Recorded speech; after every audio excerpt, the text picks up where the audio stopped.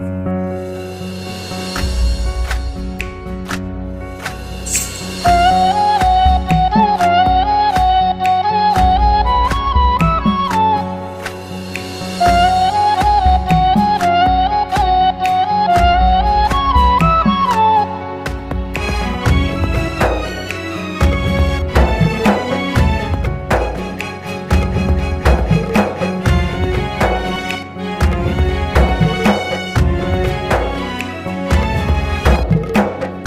गडागे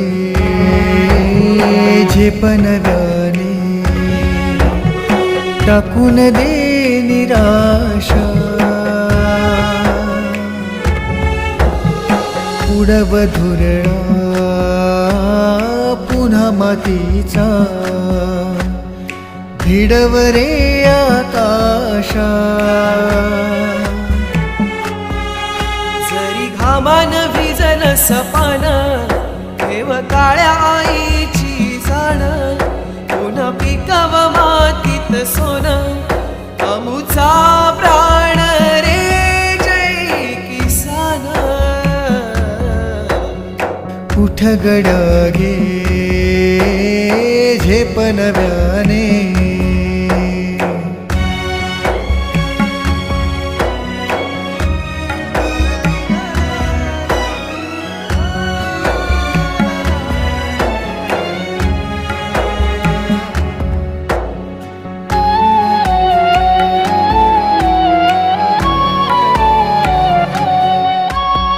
अस्मानीची रात जहरी कोसळली शिरावर, अस्मानीची रात जहरी कोसळली शिरावर.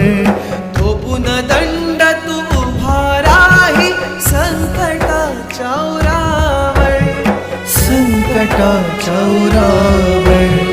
सालवनांगर फिरवती फन, सालवनांगर फिरवती फन, झुंज दे मातीशी. जरी घामान भिजल सपान, ठेव काळ्या आईची जाण, पुन्हा पिकव मातीत सोन, अमुचा प्राण रे जय किसान. उठ गडागे झेपनव्याने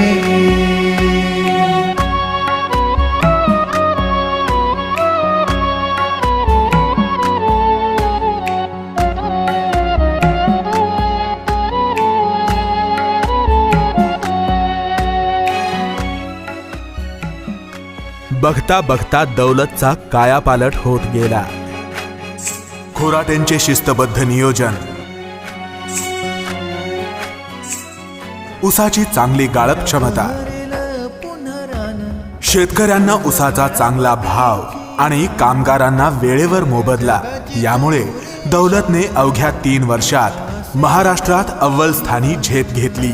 तिकडे शेतकरी पण हळूहळू कर्जातून मुक्त होऊ लागला. कामगाराचे पण लग्न झाले. ट्रॅक्टरवाल्याने अजून एक नवीन ट्रॅक्टर घेतला. टोळीवाल्यांना सुगीचे दिवस येऊ लागले. बाजारपेठ पण पुन्हा भरभराटीला आली. सांगायचे तात्पर्य एवढेच की देशातील शेतकऱ्याच्या कच्च्या मालावर आधारित उद्योग, व्यापार जर टिकले तर शेतकरी जगेल, आणि शेतकरी जगला तर सारा देश जगेल. पण ज्यांच्यामुळे खऱ्या अर्थाने दौलत जगली, त्या मानसिंग खोराटेंच्या मनात काही वेगळंच चालू होतं. आपला दौलत महाराष्ट्रात नव्हे, भारतात नव्हे, तर आशिया खंडात पुन्हा अव्वल यावा.